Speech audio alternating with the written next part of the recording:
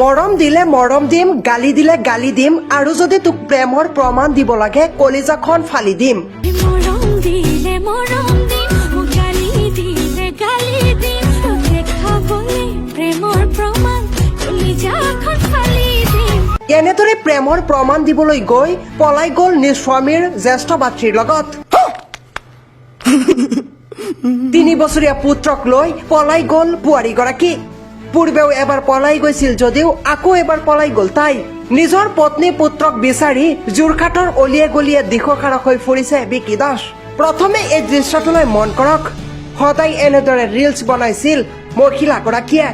চম্পা দাসে নিজৰ স্বামী বিকি দাসক এৰি নিজ স্বামীৰ ভাতৃয়েক নয়ন দাস ওৰফে নাৰায়ণ দাসৰ লগত গোলাঘাট জিলাৰ পৰা আহি যোৰহাট জিলাত চাইকেল মিস্ত্ৰী কাম কৰা নয়ন ওৰফে নাৰায়ণে পলুৱাই নিলে এটি সন্তানৰ মাতৃৰ সৈতে নিলে সন্তানকো।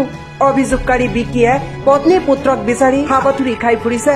পুত্ৰ পত্নীক ঘূৰাই পাবলৈ আহ্বান জনাইছে বিকি দাসে, যিহেতু বিকি দাস নিজৰ সন্তানক এৰি অকণো অকলে থাকিব নোৱাৰে, কিয়নো এইগৰাকী মহিলা পূৰ্বে এবাৰ পলাই গৈছিল আৰু সেয়াই যেতিয়া সামাজিক মাধ্যমত ভাইৰেল হৈছিল তেতিয়াই মহিলাগৰাকীয়ে পুনৰ নিজ ঘৰলৈ ঘূৰি আহিছিল।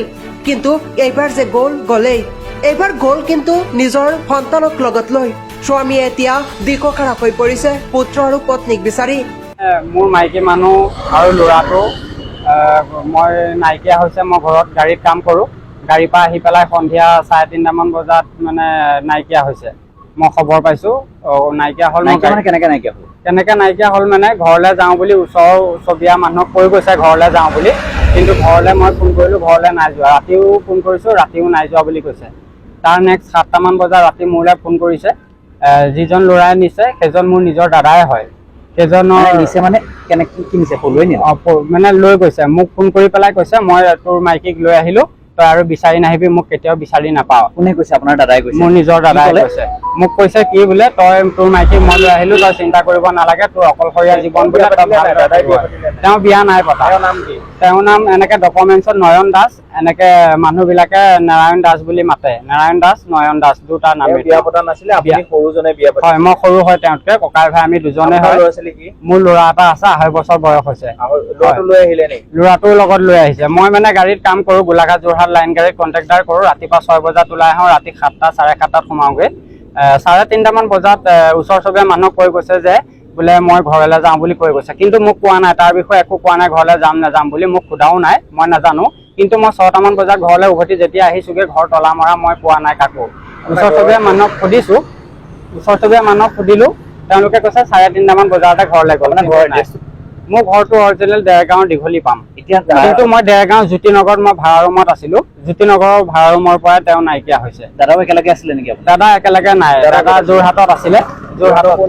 যোৰহাট এইফালে মাৰুৱাইপতি 20 মোহন বুলি চাইকেল দোকান এখনত কাম কৰি আছিলে, চাইকেল মিস্ত্ৰী কৰিছিলে। আপোনাৰ ঘৰলৈ আপুনি নথকা অৱস্থাত সঘনাই গৈ থাকে নেকি আপোনাৰ দাদা? মোৰ দাদা মই ভাড়া ৰুমত থাকোঁতে সি যোৱা নাই। মই ভাড়া ৰুমত থকা টোটেল 4 মাহ হৈছিলে। 4 মাহত সি এদিনো যোৱা নাই।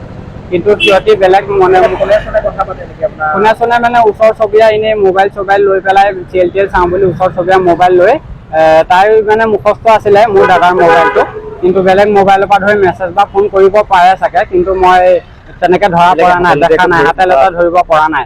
কিন্তু নেক্সট যেতিয়া হেৰাইছিলে তেতিয়া মোক থানালৈ মই আহি থকা অৱস্থাত মোলৈ ফোন কৰি কৈছে, সি মোৰ নিজৰ দাদাই নিজে ফোন কৰি কৈছে যে তোৰ মাইকী মানুহ মই লৈ গুচি আহিলোঁ, তোক অকলশৰীয়া কৰি দিছোঁ, তই চিন্তা কৰিব নালাগে, তোৰ ভৱিষ্যত আগলৈ ভাল হ'ব, মই তোৰ মাইকীক লৈ আহিলোঁ, তই আৰু ফোন কৰি মোক দিগদাৰ কৰি নাথাকিবি, তই মোক বিচাৰি নাপা আৰু এনেকে বুলি মোক কৈছে। আৰু কি অৱগত কৰিলে নে আপুনি কথাটো? এতিয়া কি কৰিলোঁ, মই মানে মোৰ ল'ৰাটো বহুত সৰু, মই নহ'লে কোনো পৰ্যায়ত থাকিব নোৱাৰে, আৰু মানে মোৰ দাদা অকণমান খেলি মেলি অলপ মানুহটো কেৰেক টাইপৰ হয়। মোৰ ল'ৰাটোক সি হয়তো বিকি দিব পাৰে, মাৰিব পাৰে, তাকে মই বহুত ভয় কৰি আছোঁ। আৰু যথেষ্ট মোৰ মাইকী মানুহক মই বহুত ভাল পাওঁ। মই অনাৰ দিনাৰ পৰা ধৰি আজিলৈকে গালি এটাও পৰা নাই, মাৰপিটো কৰা নাই। কিন্তু মোৰ মাইকী মানুহে কি বেয়া পালে মোক নক'লে, কিন্তু নোকোৱাকৈ গুচি আহিলে। কিন্তু মোৰ এতিয়া ল'ৰাটোৰ মুখলৈ চাই পেলাই মই আকৌ যদি ঘূৰি আহে মই তেওঁলোকক আকৌ মই আদৰি ল'ম, আকৌ ঘূৰি অহাটোৱে মই কামনা কৰিছোঁ। এই কথাটো পুলিচক অৱগত কৰিলে নে? এই কথাটো পুলিচক মই লগালগ গৈ পেলাই থানাত মই জনোৱা হ'লগৈ, কিন্তু পুলিচে মোক লোকেশ্যন টেপ কৰিছিলে। লোকেশ্যনৰ মতে যোৰহাট গড়মুখ ইটাখুলি বুলি মোক জনালে, কিন্তু ইটাখুলিত মই আহি চোৱা চিতা কৰিলোঁ, কিন্তু মই পোৱা নাই। সংবাদ মাধ্যমৰ যোগেদি আপুনি কি আহ্বান জনাব? সংবাদ মাধ্যমত কি আবেদন জনাম মানে হেৰি হ'ল, এতিয়া মই য'তেই আছে যেনেকেই আছে আৰু কোনোবা যদি মানুহে ক'ৰবাত দেখে তেওঁলোকক ক'ৰবাত পায়, মোৰ নাম্বাৰটো দিয়া থাকিব, তেওঁলোকে পালে তেওঁলোকক ধৰি মেলি যাতে মোক ফোন কৰি জনায়, মই সেইটো আশা কৰিছোঁ। মোৰ নাম্বাৰটো 9864432031। আপোনাৰ মাইকী মানুহৰ নাম? মাইকী মানুহৰ নাম হৈ গ'ল চম্পা দাস, মোৰ নাম বিকি দাস।